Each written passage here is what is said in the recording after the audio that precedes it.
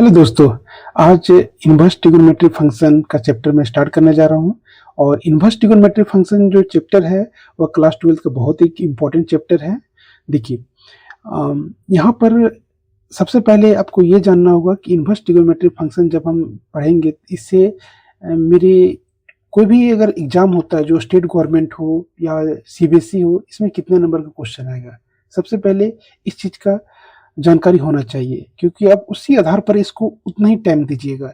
जैसे कि यहाँ पर मैं लिखा हूँ number of question 3 all exam. तो ऑल एग्जाम यहाँ पर क्या हो गया, कोई भी स्टेट गवर्नमेंट का आप एग्जाम दे रहे हैं या सीबीएसई का दे रहे हैं, ठीक है।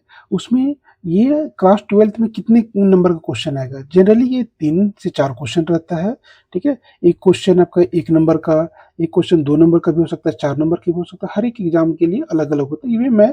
ये रफली मोटा मोटी मैं लिखा हूँ कि 3 से 4 क्वेश्चन एग्जाम में आते, 1 नंबर का भी आ सकता है, 2 नंबर का और 4, कहीं किसी किसी एग्जाम में 3-3 नंबर के भी आते हैं।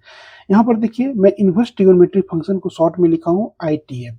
जहाँ अगर कहीं आईटीएफ लिखा रहेगा तो आप समझिएगा कि इनवर्स ट्रिगोनोमेट्री फंक्शन बोला जा रहा है, ठीक है।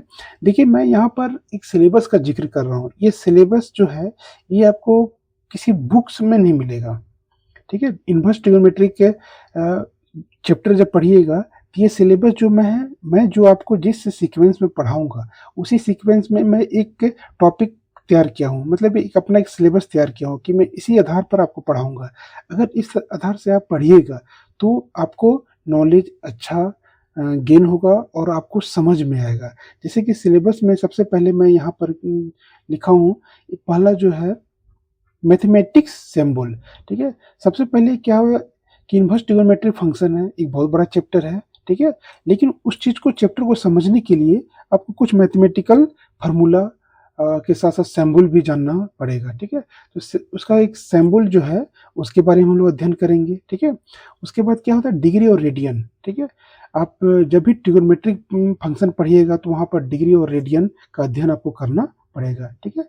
उसके बाद है ट्रिगोनोमेट्रिकल वैल्यूज, ठीक है। ट्रिगोनोमेट्रिकल वैल्यू जिसे होता है साइन 30 का वैल्यू क्या होता है, कॉस 30 का वैल्यू क्या होता है, टेन 45 का वैल्यू क्या होता है, वो सब जो वैल्यू है उसके बारे में हमको फिर से रिकॉल करना होगा, क्योंकि चैप्टर को पढ़ना है तो वो वैल्यू को याद रखना पड़ेगा, उसको रिकॉल करेंगे, ठीक है।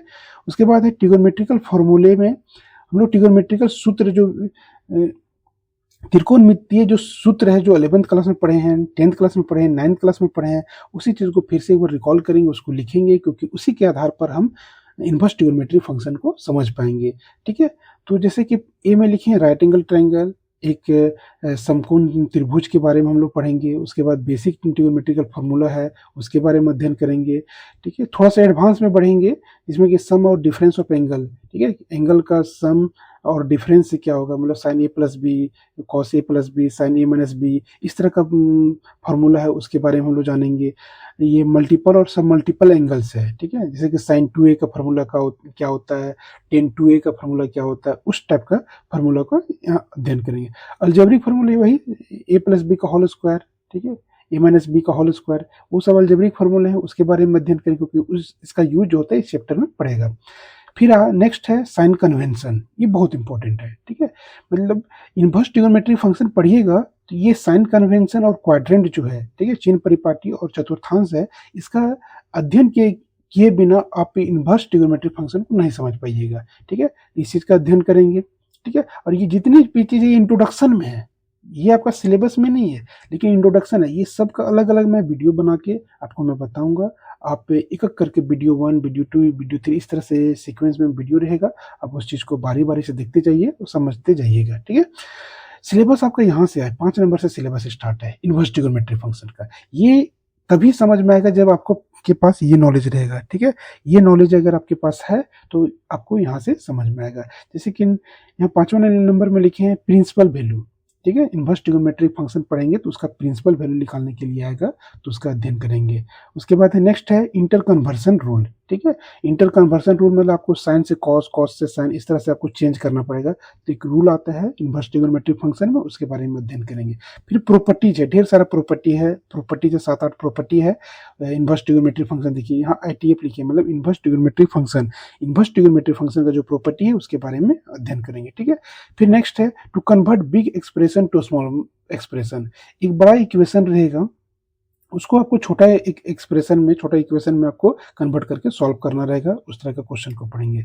नेक्स्ट है सॉल्यूशन ऑफ इक्वेशन। इक्वेशन दिया रहेगा उसको सॉल्व करना होगा इन्वर्स ट्रिग्नोमेट्रिक का हेल्प लेके, ठीक है।